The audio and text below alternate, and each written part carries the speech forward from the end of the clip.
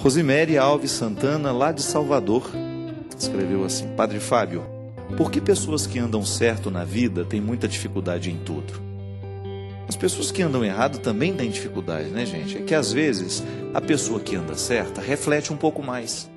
Então a capacidade de enxergar as coisas que estão erradas é muito maior naquela pessoa que tem maior senso de reflexão. Tem um senso ético, né? Pode observar, quanto mais ético a gente é, mais a gente sofre. Se você, por exemplo, exerce bem a sua cidadania, aliás, quero agradecer ao povo de Petrópolis, eu recebi minha cidadania petropolitana, né, na semana passada lá, através do vereador Muniz. Quando você é um bom cidadão, você sofre mais com a negligência daqueles que não são. O que é ser um bom cidadão? Você pagar os seus impostos em dia, você cuidar bem da sua casa, da sua família, você cuidar bem do espaço público. Tudo isso é exercer cidadania. É você andar pelas praças com a consciência de que aquela praça não é só sua. Que o dinheiro que você paga é para manter bonito aquilo ali para você, mas para uma série de pessoas que convivem naquele mesmo ambiente. Quando nós ferimos essa cidadania, quando eu jogo um lixo em qualquer lugar, quando eu desrespeito o patrimônio público, quando eu vejo isso acontecer e eu tenho um senso de cidadania aguçado em mim, eu sofro. Agora, se eu sou um vândalo também, eu não estou nem aí. Eu vou unir-me aos vândalos. Então, muitas vezes, nós temos a ilusão de que a pessoa que está correta sofre mais do que a que está errada. Pode ser que esteja um sofrimento moral, mas a dificuldade da vida existe para todos nós, minha gente. Aliás, tem uns livros que às vezes ousam refletir isso, né? Porque coisas ruins acontecem a pessoas boas. Coisas ruins também acontecem com pessoas ruins. Só que às vezes elas não contam, elas têm menos facilidade de lidar com o limite da vida. Então, o que acontece é que às vezes nós, quando a gente opta pela bondade, pela cidadania, pelos valores, nós vamos ter um sofrimento a mais, mas que a gente tem que carregar com alegria. Quanto maior é a nossa capacidade de perceber, né, esses limites que são próprios dos dias de hoje, maior tem que ser a nossa capacidade de interferir, para que esses limites sejam superados. Não adianta nada a gente ficar reconhecendo os problemas se a gente não se dispõe a resolvê-los. Aliás, o que é de gente que tem esse espírito de porco, né? Que só vê o problema, não enxerga o caminho para uma solução. Aí fica chorando a vida inteira, pelo amor de Deus, eu não consigo fazer, eu não consigo resolver. Não, a gente precisa se empenhar na busca de soluções, né? Quando eu estou mergulhado numa dificuldade, eu preciso me empenhar para buscar a solução dessa dificuldade, senão ela se torna maior do que eu. Tem aqui que vai na mesma direção, quer ver? A Maria Luísa Silva, ela fala: Padre Fábio, gostaria de saber por que colho frutos amargos. Por que colho frutos amargos? Só faço coisas boas na vida. Não sou perfeita, mas eu busco ser. Mesma coisa, minha filha. Ela é lá de Cascavel. Rosimere. Não, Maria Luísa. Os frutos amargos, eles estão em todos os quintais. Por mais que a gente se empenhe e adubar bem aquela laranjeira, é possível que um ou outro fruto não esteja agradável ao nosso sabor. É natural na vida isso. Ninguém nos prometeu que seria diferente. A vida, o tempo todo eu faço tudo para dar certo, mas às vezes tem um aqui do meu lado que não está fazendo nada para dar certo. E aí o que resultou de errado do trabalho dele repercute em mim, a minha sensibilidade. Nós participamos de uma grande comunidade humana, a gente não se livra disso. É por isso que eu acho interessante, às vezes, dentro das empresas, nós precisamos trabalhar muito esse espírito de cooperação. Você que de repente trabalha aí numa grande empresa, você tem a oportunidade de influenciar o seu grupo, pense nisso. Toda vez que você permite que o fruto amargo produzido por você, ele é dividido na mesa com os outros, você está prejudicando o tecido social. Você está prejudicando, às vezes, a felicidade de uma outra pessoa. E às vezes, gente, nós percebemos isso com pessoas mesquinhas mesmo. Outro dia eu estava conversando com um pai de família que o casamento não deu certo, né? E que ele tem um grande amor pelos filhos, ele seguiu bem aquela regra, né? Eu posso deixar de ser esposo, mas nunca vou deixar de ser pai. Essa é uma regra que todo separado deveria levar diante do seu coração. Tudo bem, nosso casamento não deu certo, eu não sou mais seu marido, mas pai dos meus filhos eu jamais posso deixar de ser. E a mulher, gente, o interesse dela é pelo dinheiro dele. Então ela age com tanta maldade, sabe onde é que ela coloca a maldade para agir? Nos filhos. Ela usa das crianças para poder colocar um obstáculo o tempo todo, para colocar um empecilho o tempo todo na vida do ex-marido. Então ele fica agindo com boa vontade, sabe, para ser um bom pai, mas esbarra naquela coisa maquiavélica mesmo, naquela coisa doentia, maldosa, de uma pessoa que está movida por interesses financeiros pessoais e que impede a boa relação do pai com as crianças, justamente porque tem interesses escusos, que não são sinceros. Pelo amor de Deus, se uma mãe, diante da separação, não consegue administrar bem a presença do pai na vida das filhas, pelo amor de Deus, comece a pensar no amor que você tem a essas filhas. Elas têm o direito de ter pai. Não fique fazendo inferno entre as filhas e o pai, ou não fique criando inferno com o pai, prejudicando a felicidade das filhas por uma maldade. Às vezes nós não temos como, Maria Luísa, nos livrar dessas consequências. Eu faço de tudo para que os meus frutos sejam saudáveis. Você faz de tudo para que os seus frutos sejam saudáveis. Mas às vezes a pessoa que está do nosso lado, ela não tem a menor sensibilidade em contribuir para isso. Trabalhar em equipe, né? Trabalhar em equipe requer o tempo todo essa disposição. Estamos lutando por uma mesma causa. Estamos querendo chegar no melhor resultado. Então a gente se empenha. Todos nós vamos nos empenhar. Então eu fico feliz que o outro tenha competência. Ao invés de olhar aquilo como um desacato à minha competência, eu acho, nossa, que bom, temos uma pessoa competente na equipe que vai fazer o trabalho chegar lá. Esses frutos que muitas vezes são amargos, eles nascem desta incapacidade que a gente tem de perceber o todo, de olhar o todo da vida. Quantas vezes dentro da nossa casa a vida deixa de ser feliz porque a gente oferece uma laranja estragada todos os dias para ser colocada na mesa? Quando eu entro lá e eu estou mal-humoradíssimo, e eu não faço o menor esforço para modificar, quando eu não tenho a menor sensibilidade de perceber o que está do meu lado, quando eu me fecho no meu egoísmo e eu não quero saber do que o outro está sentindo, quando eu não quero saber da necessidade do outro, a nossa casa vira um inferno. As nossas relações familiares viram um inferno no momento em que a gente não cuida do nosso jeito de ser. Então, às vezes, a gente colhe esses frutos amargos porque a gente não soube administrar bem o que a gente é, ou porque então as pessoas que estão do nosso lado não estão sendo. Mas aí como é que a gente faz? Vou ficar culpando o outro pelo meu mau resultado? Não. Em qualquer que seja a situação, nós temos que fazer o nosso esforço para buscar, para integrar essa pessoa a nós. Mostrar para ela, olha, o fruto desagradável que você está oferecendo para nós não queremos. Vamos dar um jeito de mudar isso. De maneira carinhosa, de maneira atenciosa, nós podemos convencer essas pessoas de que há um jeito novo de viver. Isso é evangelizar, né? Às vezes a gente fica criando na cabeça que a evangelização passa pelo momento que nós abrimos o evangelho, que nós proclamamos. Tudo isso é verdade. Mas acontece também de maneira muito eficaz no momento em que nós, no nosso ambiente de trabalho, ao invés da competição, a gente sugere a cooperação. A gente como padres, né? Nós somos tantos padres pelo Brasil. São padres com talentos diferentes, né? Você tem na sua paróquia o padre que celebra com simplicidade todos os dias o sacrifício da missa. Você tem lá o padre comunicador, o padre que aparece. Você tem o padre engenheiro, o padre advogado. Hoje você tem padre diretor de faculdade, o padre Joãozinho, como nós conhecemos. Padres escritores. Quando eu vejo o trabalho bem feito, bonito de um sacerdote, eu tenho que sentir muito feliz, sabe por quê? É o meu ministério sendo realçado no dele. Agora, quando eu me fecho na minha inveja, no meu ciúme, e eu fico alimentando dentro de mim um fruto ruim, a gente perde a oportunidade de viver a boa comunhão que a igreja nos sugere. Você, no seu ramo de trabalho, eu dou meu testemunho como padre, porque sou. Eu vejo o mundo da minha condição. Mas você também tem uma condição diferente da minha. Digamos que você é um arquiteto reconhecido, faz um trabalho bonito. Quantas vezes você esbarra na inveja daquele outro?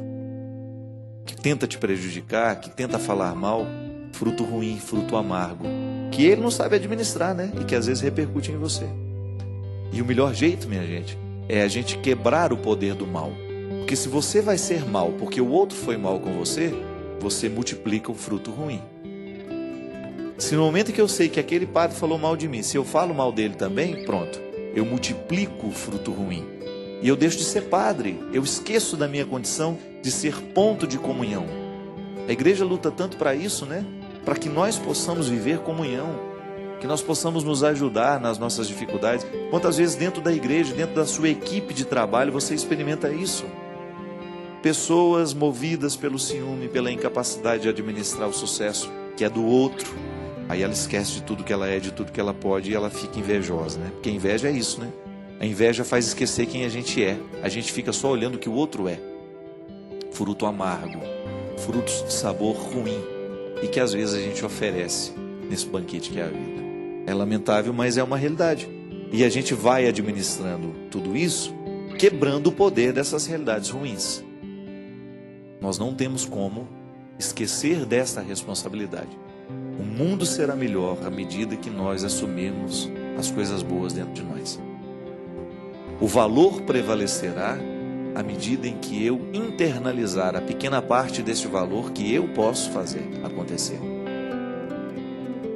Teilhard de Chardin, né, na sua biologia filosófica, poderíamos dizer assim, que ele era biólogo, ele dizia que a menor das realidades, a menos complexa, ela traz toda a grandeza da realidade complexa dentro dela.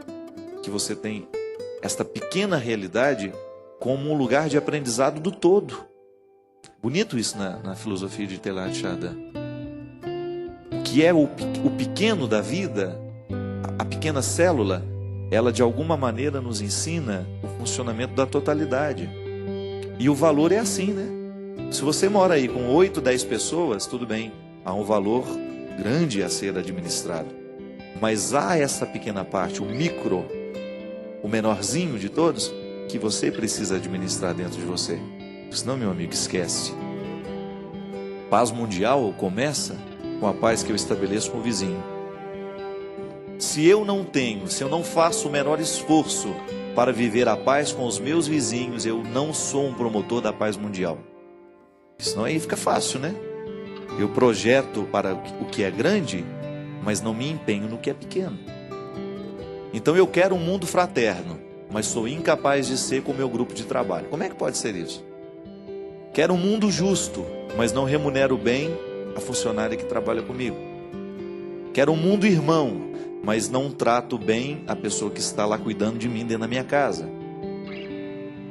Aliás, é uma coisa horrível, né? Quando você percebe patroa que trata o outro como empregado, né? Tudo bem que você tem que ter autoridade, mas o bonito da vida é você perceber que a autoridade, ela não precisa passar pelo grito, pela arrogância, não, é o contrário. Eu me recordo naquele filme A Lista de Schindler, né?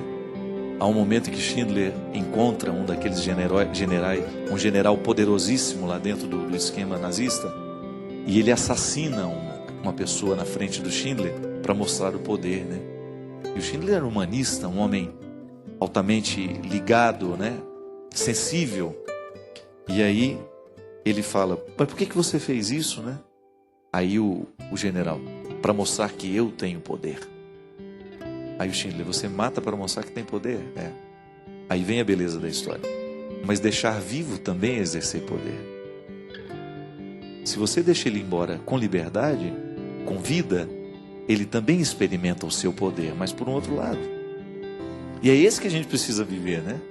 Quando você tem autoridade sobre um grupo, sobre uma equipe, exerça como cristão. Exerça a partir dessa solidariedade, de olhar de igual para igual. É tão bonito, minha gente, você encontrar pessoas poderosas, poderosas mesmo, e que trata as pessoas com solidariedade. Eu tenho uma amiga minha que chama Carla Carvalho, esposa do Ronald. A Carla me ensina muito, sem ela saber que está ensinando. É uma mulher rica, uma mulher de posses, de tradição. E a maneira como ela lida com todo mundo, não é verdade? Vocês que conhecem, a simplicidade daquela mulher, no trato com as pessoas, no trato com seus funcionários. É cristão. E a gente aprende, este evangelho é pregado para nós na atitude, né? Não é porque eu estou lá. Eu vejo o carinho dela com as pessoas, a capacidade que ela tem de perceber das pessoas. São os testemunhos, né? O cristianismo tem que viver de testemunho. Então eu tenho que dar testemunho daquilo que eu vejo. Eu vejo tanta gente com autoridade dentro de uma equipe de trabalho, dentro de uma empresa, exercendo a autoridade de maneira bonita. É um líder de verdade. Não é porque eu mando em você que eu agora vou ter que fazer de você um capacho, ou vou ter que fazer de você um qualquer, não. É tão ruim quando a gente está diante de uma pessoa que nos faz sentir pequenos demais, não é?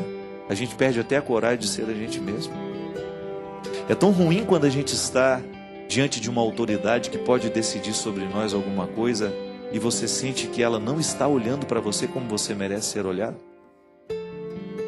É tão ruim quando você fica na mão do outro. Ficar na mão do outro é assim, né? Quando você sabe que ele tem o poder da decisão. Quando você está lá diante de um juiz. Eu me lembro quando meu irmão passou por um processo terrível, né?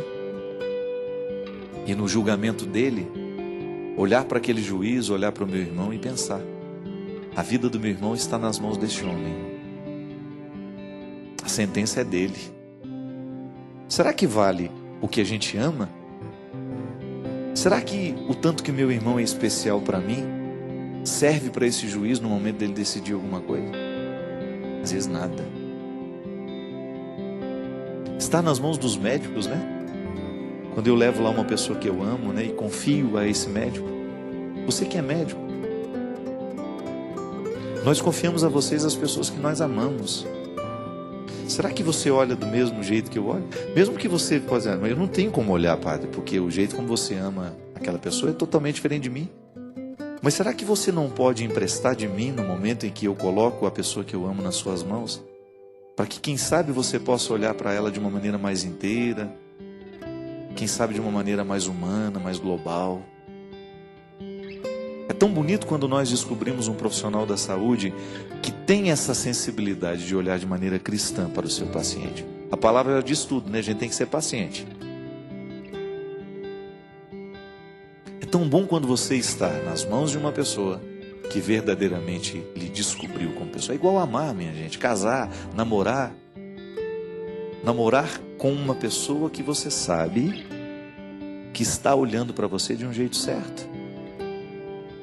Que não está lhe imaginando, ou que não está apenas querendo o pouco da sua dimensão física, corpórea. Mesmo porque o encanto físico passa, né? O que faz a gente ficar ao lado do outro a vida inteira? É o tanto que o outro teve poder de me fazer sentir com ele. Tem aquela música que eu acho linda, né? Mais que a dor do amor, viver a dor, ai de quem é um e nunca será dois. Amar o amor, quem não semear não vai colher, ai de quem é um e nunca será dois. Quem irá me valer são pessoas, é a caminhada. Quem irá me valer são meus sonhos, o pó da estrada. Quem irá me valer são os sonhos que trago comigo. Quem irá me valer, sei lá o que, não sei o que, de fazer amigos. É o que vai nos valer um dia, é isso. É o quanto que de nós a gente soube dividir do jeito certo. Quando a gente percebeu que no outro a gente tinha um espaço em que a gente podia se depositar. Ou que o outro estava disponível, disposto a nos acolher do jeito que a gente precisaria ser acolhido naquele momento. Por isso que o amor é dinâmico. Ele não pode ser o mesmo de todos os dias.